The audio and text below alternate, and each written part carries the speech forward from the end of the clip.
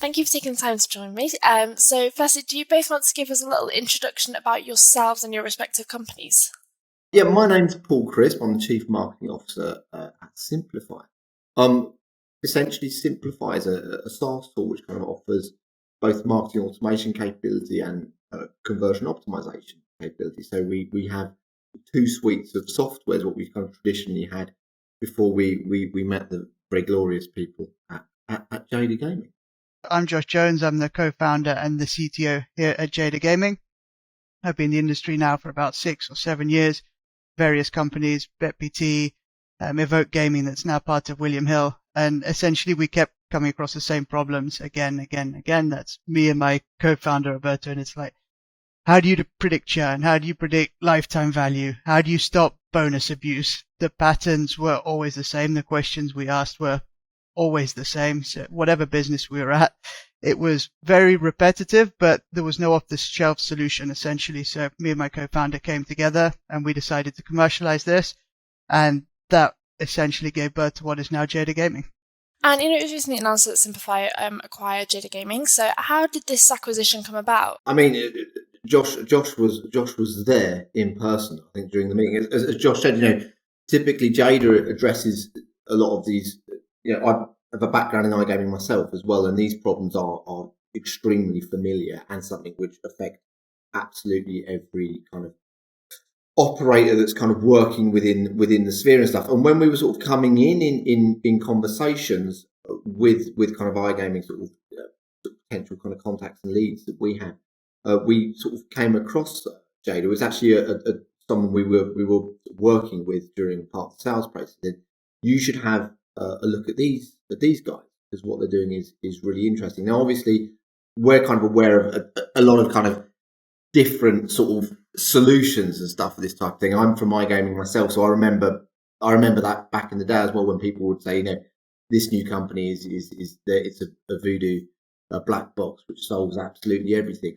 I think the difference was with Jada when we met them for the very first time, that we immediately were like, this is extremely kind of grounded in expertise, experience, and it is coming at it from an angle of like, let's solve this. You can tell the greatest products are built by people that have tried to solve a problem that they themselves have experienced so often, if you know what I mean. I think that's something that really appealed to us. It was via a sales process that we met Jada.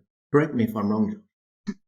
That's absolutely correct. So essentially we had all of these recommendations and they were working really well. We saw great success, but we were also thinking, what actually do you do with them? So we can say, for example, somebody's going to leave, they're about to churn, or this is the lifetime value, but what's the next step after that? What actually do you do with these insights? And the logical step, obviously, was, a great platform where you can orchestrate journeys, where you have lots of different channels where you can send out, whether it's push notifications, emails, or SMS. You need something to automate and something to do with those insights right at the end of the day. And that was something that we're missing. We considered actually building our own CRM platform, but realized quite quickly that was a stupid idea, and the people at Symplify are much better equipped to do that than we were. They've been working on this for decades now, and they're really, really good at that. Yeah, exactly. So that wasn't something that we were going to do overnight, and it would be silly to even attempt that.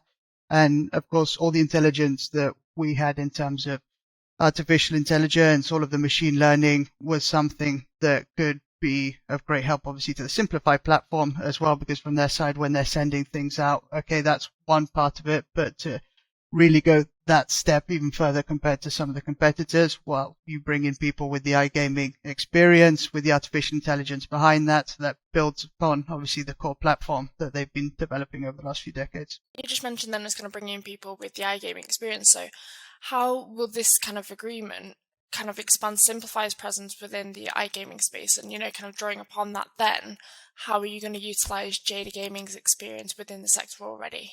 I would just like to point out there that there is already existing iGaming experience inside of Symplify. This is just going to further enhance that, right? So obviously there's the network effect, there's the contacts and these sort of things, but there's obviously now people that are dedicated on the technical side and on the commercial side as well, just purely to gaming and specific regions as well that maybe Symplify wasn't as focused on before. So my co-founder and myself have been focused heavily on LATAM. We've been focused heavily on Spain, Italy as well. And these are markets traditionally that Symplify hasn't maybe had such a stronghold in. So I think there's been areas that Symplify is strong in the Nordics that we haven't got such a stronghold in. So there's that side to it, definitely.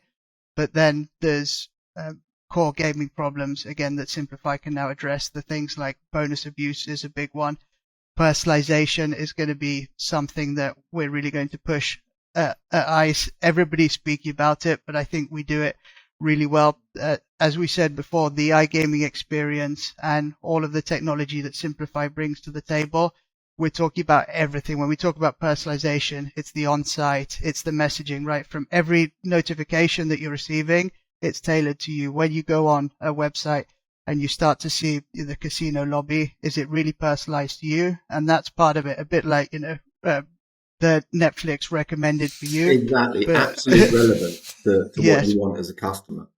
exactly. I think Symplify, as Josh pointed out there, we were we'd grown kind of discreetly within iGaming. We're multi-verticals. We work obviously with iGaming, fintech, NGOs, e-commerce as well. So I mean, iGaming obviously had been definitely been like a growth sector for us, sort of 2015 onwards. Even before then, we had customers who were traditionally then back in the day kind of Nordic-based companies that were like, okay, we're looking for a provider that can help us here. So it's something that we've been kind of very focused on, but in terms of iGaming, in compared to other verticals and other businesses, there is a level of sophistication which you generally don't have, say, with an NGO or with fintech in that respect. So for us, we're like, okay, as I said, I come from iGaming, so I've explained it here kind of internally a number of times. You can see people, you have to kind of you have to have worked with iGaming to understand how complex it is in the sense of like, you put something in, you take something out. That sounds daft, but with an e-commerce, you put something in and you ship a product. You're like, okay, cool. So you kind of got all of those. You know what your cogs are. Everything's kind of semi-sorted. With iGaming, there's just so many moving variables. And again, like sort of Josh mentioned about them looking at building perhaps their own CRM capability, we felt the same way as well about this intelligence. We were like, obviously, is it something we're going to go into? And we saw the planets kind of aligned there. We're like, this is. I know it sounds kind of quite cliche, but a real kind of dovetailing of two products that are entirely necessary we believe to run a successful iGaming operation. And we know with the personal chemistry has been really good. And I think that the technical chemistry as well is it's very very potent, and it's something we're like, why hasn't this been done before? If you know what I mean, or why hasn't this been attempted earlier? It has been attempted earlier, but people have never quite gotten it right, and that's where we feel that we're going to kind of make a difference. We see that we're making a difference already. I think that point, sorry, on the culture, I think is very important that you mentioned there, getting cultures that really mix well together. And it's not just some buzzwords that people throw around. I mean, it does actually have some relevance. And I think we can see that in how fast we actually managed to integrate the platforms, because the culture was so closely aligned. We were able in record time to integrate the product. So now you'll be able to see in ICE that everything we've offered in terms of artificial intelligence, in terms of new reporting, that's going to be fully integrated into the back office of Symplify. So it's one platform. Essentially, when the users have it now, they will only see one platform, which is the Symplify platform, and have access to the whole suite. And that was done in the space of a couple of months, just because of how easy it was to work with the guys at Symplify. It was a Symplify record in-house. It was exactly. So we're thrilled about that, to be able to hook that up, that engine to sort of 11 channels of communication, customer journey builder, campaign builder, everything is out of the box. Then you've got the conversion optimization segments there, which also can be now powered and optimized via AI. So I don't want to say one-stop shop, but it is, as I said, an extremely potent tool for what is an extraordinarily competitive industry. I mean, from what it sounds like, it is, something that you kind of did touch upon there was about the cultures, and that, you are so well ingrained with each other anyway. But from the sounds of it as well, you've also had enough differences that you've got plenty to learn from each other as well. But one other thing that you did mention, I know we kind of talked about not throwing around buzzwords, but artificial intelligence is obviously a big thing at the minute. It's kind of that top tier, everyone's wanting to get into it. It's a kind of great innovation. Where does this technology fit within the Symplify kind of service? What potential do you see with this? It sounds again very cliche, but you will start to see artificial intelligence almost everywhere you look digitally. So you can see that with other services like Spotify, for example, with your Netflix.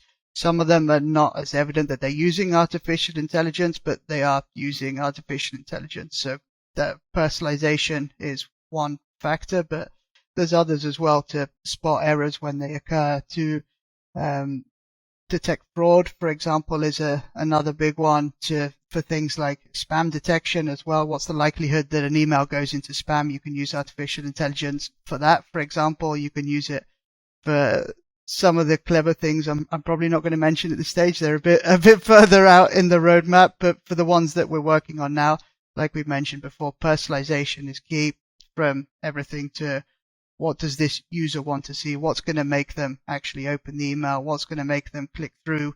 And now we have a full array of data, I'd say, right from all of the click and the open data, all the content data that Symplify brings with. But we also have all of the gaming data as well, which I think is a really big plus for Symplify now. So every time somebody makes a bet, every time somebody makes a deposit, we can action upon that in real time. So what does that mean? We have tier one operators that we're handling billions of rows a month for, essentially. And there's some really complex flows there, which we use artificial intelligence upon to act. So like, what sort of subject lines should we use? When should we send the emails? What should happen if a player bets on this particular game and then moves across to this particular game? What does that pattern tell us? And we can use artificial intelligence then to obviously infer what sort of recommendations we should make in terms of games. And then we can go even further in terms of what sort of channels, what sort of wording, these sort of things. Artificial intelligence does have all these uses for the betting gaming industry, but do you think we could ever replace kind of the human touch? Do you think it should act as a complement to artificial intelligence? I would say yes, it can replace everything almost. I'm a bit controversial probably in that aspect, but I would say we're a long way away from that. So don't think that it's going to happen anytime soon, not even in the next 10 years, 20 years, 30 years. I mean, there's big conversations now about digital twins and these sort of things as well now.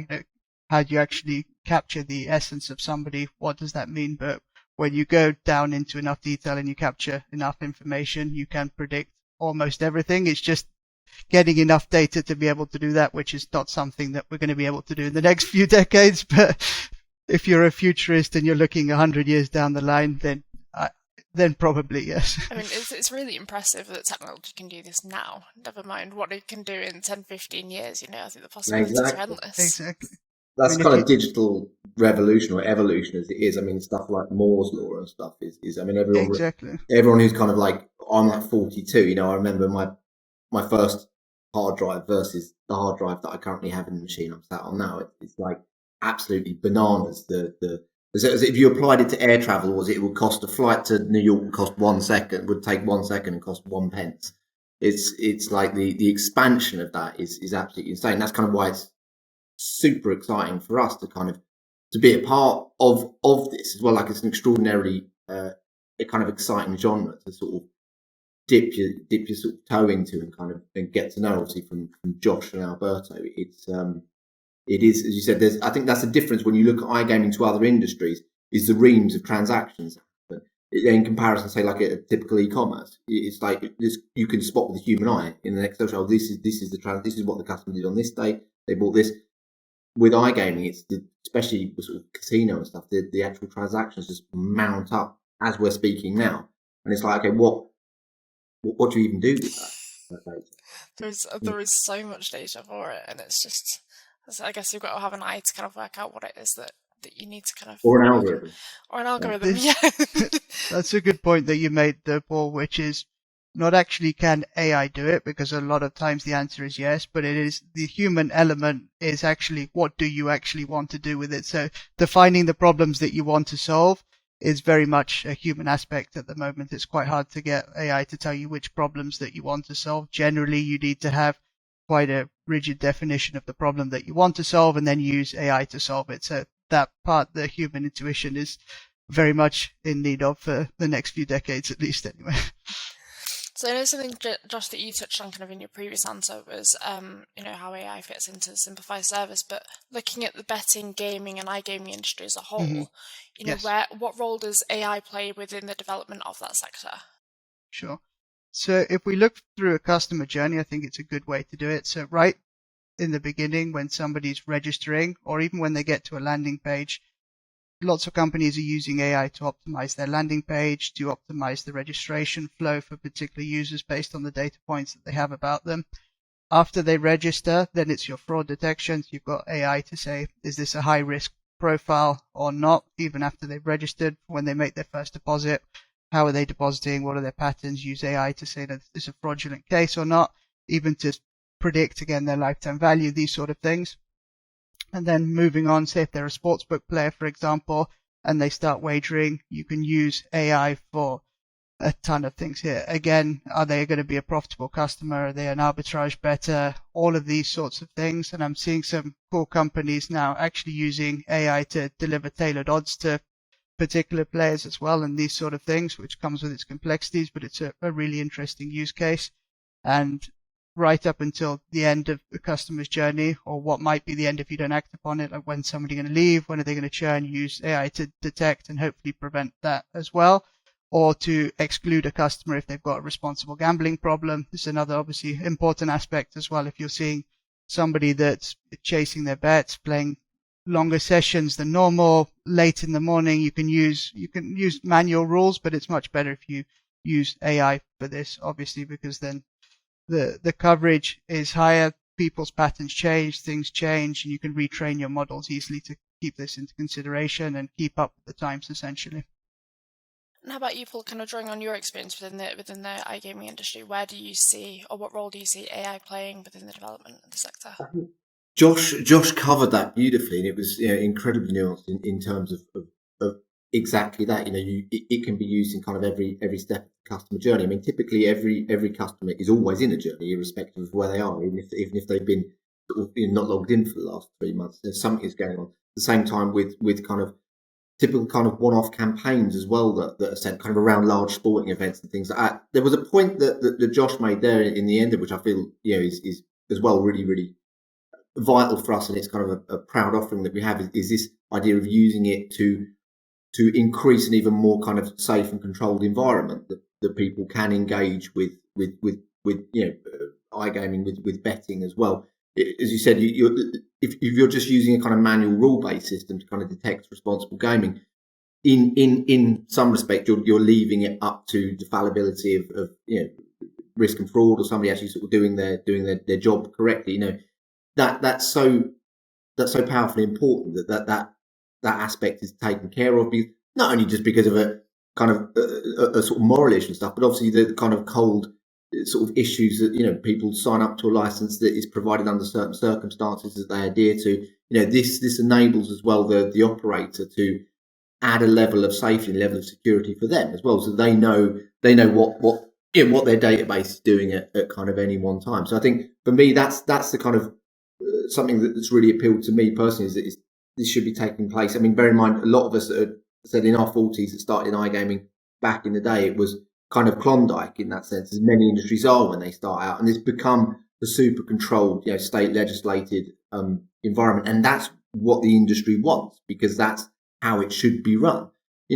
At the same time, it's I think the advances that are going to be made to be able to detect stuff which is vulnerable behaviour in terms of as Josh said, their betting patterns at certain times of the day and stuff, people chasing their bets.